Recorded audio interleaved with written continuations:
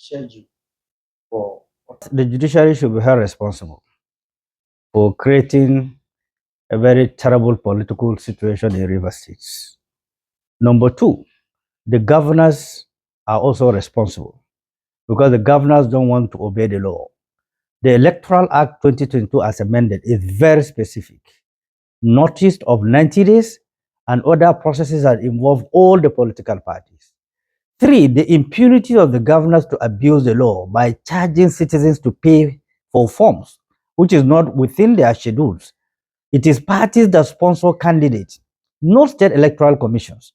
You don't pay one dime to INEC if you run for governor or for president. It's an aberration.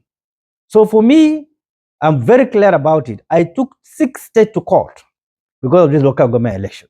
They violated every process of the local government election as enshrined in 2022 Electoral Act as amended, which is operational. Number two, I wasn't part of endorsing any state local government election today.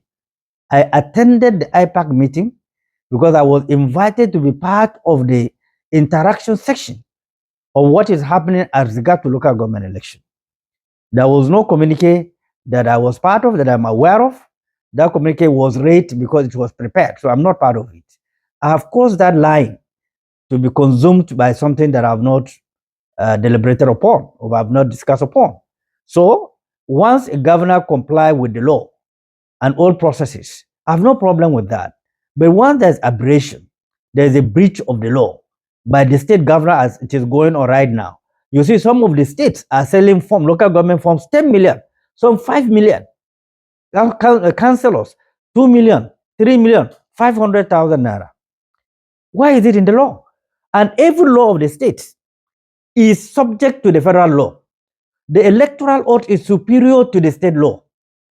A state assembly can enact a law that have to do with the local government election. But once it is provided in the Electoral Act, the provision in the Electoral Act supersedes any other provision that the state can enact. I don't know what is difficult for governors to look at the law, follow the process. They have Office of Attorney General of the states, they have lawyers, but at the same time, because people have seen judiciary so cheap to penetrate, to create confusion, and judges will key in and make pronouncements that will further compound the process of our elections. This is very sad, this is very unfortunate. There is an I have no business with what the FCC minister is doing or whoever is doing it. What we are saying is that the law must be complied with. Those notices as enshrined in the constitution have been provided, every governor must comply with that. You can see a governor in the state who is a governor of the whole state that have a combination of different ethnic and diverse people of the states. But the governor will shoot a law that will only favor people, his own cronies, will exclude everybody in the state, his own states. And some of these governors want to be governors, want to be all this, but they discriminate against their own people in their own state. Parties cannot participate. You see a governor allocating votes. Look at what happened in Imo. Look at what happened in Anambra State. Where on earth can we continue to behave as if we are a banana republic? And you have a federal authority. You have a federal government. You have the judiciary that is allowing this recklessness to continue to envelop our democratic process. We are the one pulling the system down by our behavior, by not complying with the law. A governor that have sworn with an oath of office to respect the law, to give free and fair space for everyone, is the one now that is being segregating the entire system to favor his own party institution. So the conflict between Wike and Simi is not my problem. My problem is that the law must be complied with. That's my problem. I don't want to join any fight. I'm not in there to join any fight. But all I'm saying is that the process of the law must be respected. Otherwise, I have no business taking state to court. I have no business with what the FCC minister is doing or whoever is doing it. What we are saying is that the law must be complied with. Those notices as enshrined in the constitution have been provided, every governor must comply with that.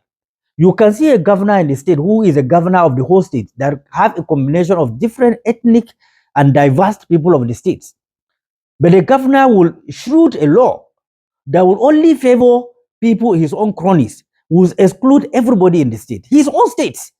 And some of these governors want to be governors, want to be all this, but they discriminate against their own people in their own state. Parties cannot participate. You see a governor allocating votes. Look at what happened in Imo. Look at what happened in Anambra State. Where on earth can we continue to behave as if we are a banana republic? And you have a federal authority. You have a federal government. You have the judiciary that is allowing this recklessness to continue to envelop our democratic process. We are the one pulling the system down by our behavior, by not complying with the law. A governor that have sworn with an oath of office to respect the law, to give free and fair space for everyone, is the one now that is being segregating the entire system to favor his own party institution. So the conflict between Wike and Simi is not my problem. My problem is that the law must be complied with. That's my problem. I don't want to join any fight. I'm not in there to join any fight. But all I'm saying is that the process of the law must be respected. Otherwise, I have no business taking state to court. That so long as you did not comply with the law which govern the local government elections, even if you conducted that election is deemed to be null and void. That is the Electoral Act. It's operational. And you cannot do otherwise unless you amend that act. You cannot do otherwise. Why are we behaving so lawless as a nation? And the National Assembly enacted that act. And they are sitting there seeing governors abusing the law, abusing the act. They are not doing anything because they have fixated interest from one state or the other. Is that the way to build a democratic institution? I disagree with it. What's your comment about the judges who heard this? That is happening right now. I have said this. If we continue this way, we don't need to have INEC. Because the judiciary have taken over the responsibility of INEC. The judiciary determine what happened, not even INEC. That is what is going on right now. And this will not all go well for the country. The judiciary must understand there's a boundary between INEC that was established by law and the judiciary also to interpret the law. And the law have been interpreted. And there are guidelines regulating every election in Nigeria. And then somebody will win an election, and the judiciary will determine who win the election. INEC will declare somebody, and then the judiciary will change the person that has been declared. So what are we practicing? What kind of democracy are we practicing? Look at the entire states that are rushing to conduct local government election in Nigeria today because of the Supreme Court judgment on the autonomy, financial autonomy of the local government. They are all rushing to conduct local government election, bridging the law. Bridging the law. And we want to have a sustainable democracy that is grassroots oriented, that is participatory. You cannot have that. With this kind of impunity and lawlessness, court of same competent jurisdiction issuing different judgments. It's a shame. I feel ashamed at this time around that this country will keep on sunken. And the judiciary that ought to have provided the leadership, the balance sheet of our democratic process is compromising the entire process. It's very sad, it's very unfortunate, and I feel very bad about it because I know that my life has been involved in building democracy. I have suffered for this. So some of us cannot keep quiet and allow this impunity to continue to happen. The President Bola Ahmed Tinubu purged the judiciary in Lagos. What is he afraid of that he cannot purge the current judiciary? I have listened to the Justice Kugira, what she was saying. They should go after judges that are going for window shopping, for interlocutory injunctions, and so on and so forth. I wish she would do that because we had similar statement before. We will step on toes. They never step on toes. They step on their own toes. That is not how to run a country. So what would be your... Because the crisis is between the court and the lawyers. That is creating all this crisis in the entire land. If they feel this is the best way to continue to run a country, history is recording them. History is recording every one of us. Our duty, our responsibility to tell them to be very careful not to pull the country down. In the entire process that is governing elections and the crisis-ridden situation, judiciary is deeply involved in it. It's deeply. I didn't just say it. A retired Supreme Court judges have said it in their validatory session. They painted judiciary very terribly, very horrifying. Not just me. We, the politicians, we know what we go through in the judiciary. We know the challenges. Are the judicial officers not aware? Is the Supreme Court not aware? Is the Court of Appeal not aware? Is the Federal High Court not aware of some of these pollutions that is gassing everybody? And then you see somebody boldly telling you, go ahead, we'll go to court. We'll get it in the court. And they'll go to court and get it. Are we not ashamed? I feel sorry. This is not who we are. We have lost it. Unless we go back to our basis to respect the law and allow the law to function, the organs of the government to function, this will not speak well for the country and for our democracy. Well, you as part of for the president and the FCT minister concerning Let this. me tell you, I can clearly say that I'm very sorry. I'm part of those that championed the cause of restoration of democracy in 1990. I was part of the G7 that started the movement of PDP. We did not anticipate this. We have never envisaged that we will restore a democracy that doesn't care about the life of the people. Nigeria have never recorded massacre in history, killing, maiming, barbarism, kidnapping, raiding people, farms, clear assassinations like during democratic governments. We have never, in the military regime, we have never gone through this. You as a journalist, you have no statistic of the people that are being killed every day in this country. You have no record of it. In the towns, in the villages, people will be kidnapped.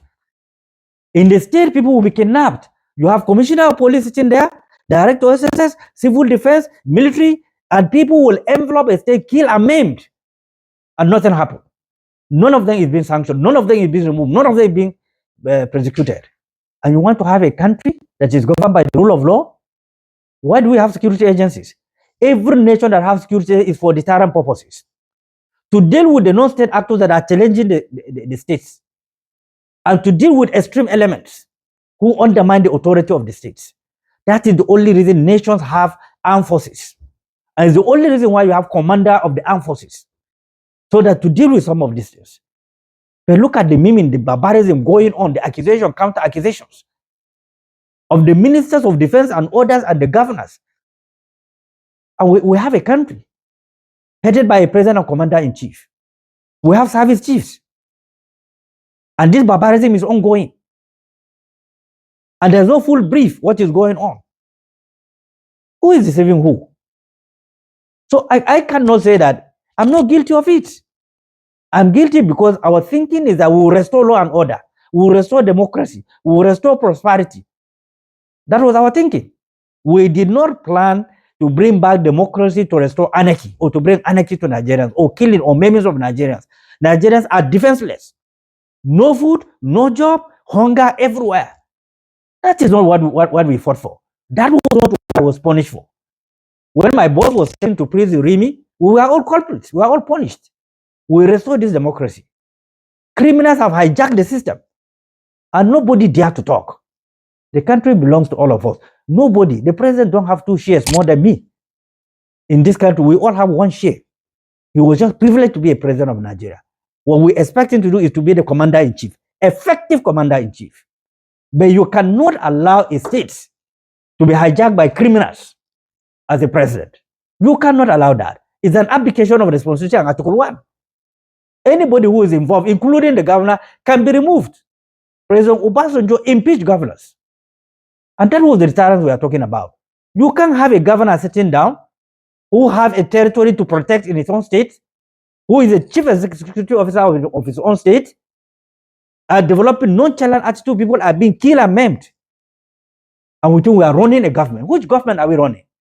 When our brothers and sisters are being maimed and killed all over the country. People are taking guns to terrorize citizens. Is that what democracy is all about? Is that the presidential system of government that we copied? If it doesn't fit us as a nation, the presidential system of government, we should change it to something that suits our peculiarities as a nation. Nobody is happy with what is going on. You can't have a governor who feels he's an emperor. Nobody. You can't have anybody in government who will behave as if he's an emperor. Then we shouldn't have a constitution. If we can produce emperors that are above the law, that are indispensable. Nobody is indispensable. So I have nothing to do with the political interest in the states.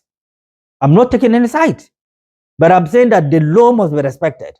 Now, if the judiciary have created a precedent, one judge say no, go ahead. Another federal high court just say no, you cannot go ahead. Who do you hold responsible? The judiciary is responsible. Let them clear the mess. But I cannot come in and say no, go ahead, despite the judicial fracas in the whole system. The judiciary must sort out what they have created. They created this problem. I did not create it as a political party or a chairman. I did not.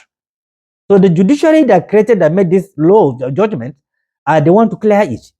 Or the what do you call it, the CJ, the new CJ in Gujarat must come out with a very strong voice on some of these reckless behaviors that are going on, that are undermining our democracy. With I really don't know what to say, because we, on our part as citizens, we have advised this president countless times. IT is a witness. In every press conference, we raise critical issues, not just issues, but also solutions to those problems. It appears the president have developed nonchalant attitudes. The country is sinking. Flood is taking every community. More floods are coming. What happened in Niger just day before yesterday is part of it. It wasn't because there was no signal of such thing is coming. It wasn't because there was no signal flood is coming to Borno states. But unfortunately, these are the crop of leaders the nation have produced. Unfortunately, at the wrong time, that the country needs to move on. At the time that prosperity would have enveloped the country, poverty, anarchy, extremism, barbarism is taking over our system. Unfortunately, and the president is jetting out for 2 weeks. This is sad. I wish the president should understand the implication of what he's doing. And I wish the citizens will wake up. We are facing this election.